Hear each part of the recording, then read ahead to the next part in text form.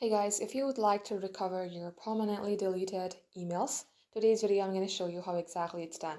First and foremost, open a browser, then type in support.google.com and it will show you Gmail Help or Google Help. Go ahead and open that link.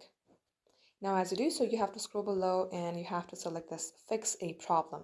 In here, select Gmail messages are missing. In here also, scroll all the way below. It will show you some steps of how you can recover it, but you have to select Recover Your Emails.